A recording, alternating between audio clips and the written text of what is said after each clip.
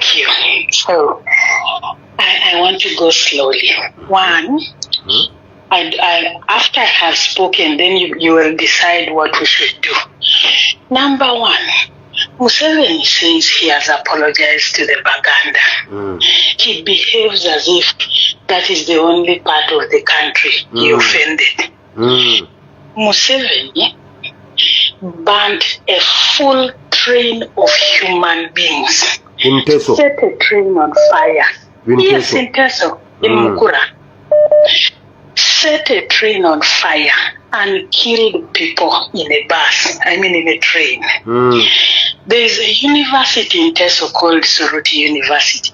Directly opposite that university, there is a swamp. Almost 1,000 people were killed by the Banyarwanda who came to help him and were all thrown in a swamp in front of that university. The children of Karamoja, you had me, let me repeat it. Almost 1,000 people were collected from different areas of Teso and were dumped in a place called Apaltunga. Apaltunga, actually, if you translate it, it means we have given up because they have taken our people to kill. Banyarwanda killed people there. They came and stole our cows. Someone comes that he's taking care of a cow. Even a calf, when it's born, a Munyarwanda will go and dig a hole, bury half of the body of the calf and leave the head up. After 3 days, they will pull it out and the calf will have changed color. And then they take it and own it. The children of Karamoja, today they are the ones begging for food because they are malnourished. When their parents had cows, everybody would laugh that those children are naked, but you'd never hear that they have diseases. Why? They are taking milk, they are eating every other thing, and they are looking healthy even when they were naked. Echena munkeke nabagambe ekyomu basement ekyenyama ne sausages mfunye muri mutya basineze siri musezi kubanga siri Uganda nenga basezi mwenna bali Uganda balamusizanga abadde bali sausage Mr. Meat n'ennyama mfunye information eva ku ground nga abantu badde bebuuza sausages ennaku zino nga ziwunya bulala Mr. Meat ngewunya bulala ne kala ngekyuse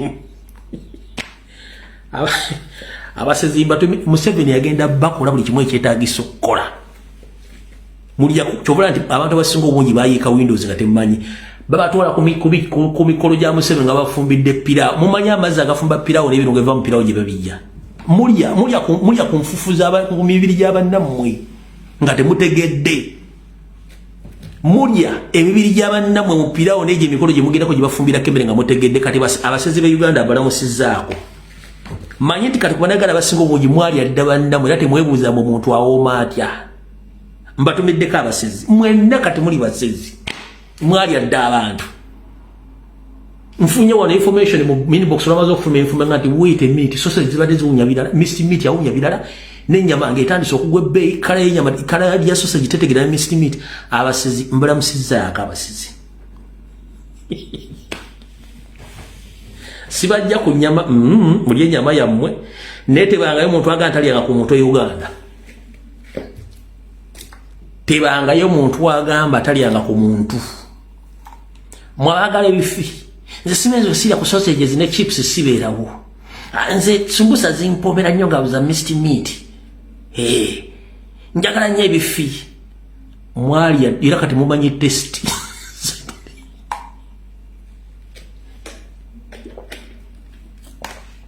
abasezi batumiddeko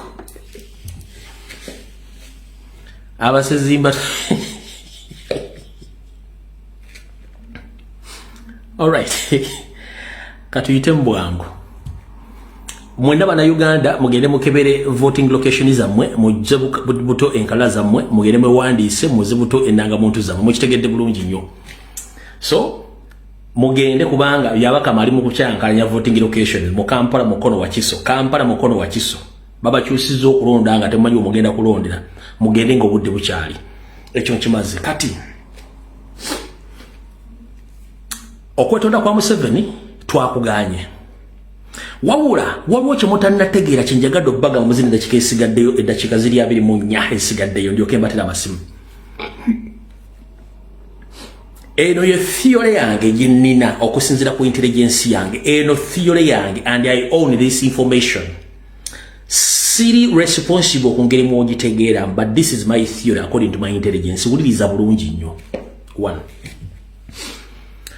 Janet Kembabazi ne muwala we bafuna report eraga nti okutta abantu kuyitiridde n'okutugunya abantu kuyitiridde era bakimanyi tosobola kufuga Uganda ngo Muganda yakukyawa era tajja kumala kagwemu ompulya bulungi bakimanyi tebaagala Baganda naye Omuganda mubi nabagenti Omuganda mugoyo ogule kukusiwula emimwa kati Janet ne muwala we bafuna report naye bategeeza ne munakola mu government ya mwejja kugwazilo ngazi mulwana n'Abaganda kubanga Baganda is the seat of power mujja kumala government ya mwegwe kati Janet engeri ya mulokole n'akwatagana ne muwala we Patience ne bateekayo okusaba ekkololo kwabadde kwa nnaku eziwerako ne Lwabogo omusezi yennyini yabaddeyo chief night dancer yabaddeyo Lwabogo kati bana wa pastor bonna bandazibonya basinga obungi bonna nabo babaddeyo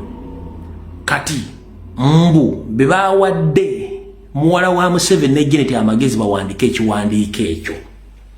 ekiwandiiko ekyo bakiwandiise nga Nyando Yosuferi talinako idea ya kiwandiiko ekyo era Nyando etanneetondako yasomye busomi kipapula era yaba tasobola kuzzaayo bigambo byasomye tekiri mu DNA ya Nyando okwetonda never tekirimu kyova olaba Barambalupa Mahara avudde n'agamba Museveni tanneetondako ka video mukalabye Barambalupa Mahara avudde n'agamba Museveni tanneetondako it's true naye ngenda bbawa lwaki bakikoze Yoseri bamusomesezza ekipapula nga tekivudde mu bwongo bwe nabagamba nti emyaka gituuka ng'okaddiye n'obutaala nga abaana abazzukulu oba ne mukyalawo ng'akyalimu embavu nga yakutegeerera bayinza okuloga nti munanga ate akujika taata bayita bataata akujika taata nga temunakaleeta taata tannamira ku ddagala ate taata vitamini munzimu olwaliro ate taata alina appointment eno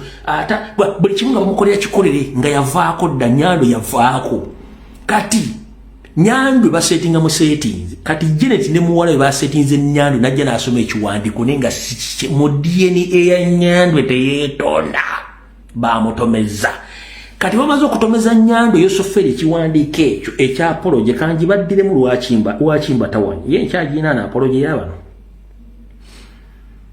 nkyalina apology ya Nyando kweri wano taleka nagijeemu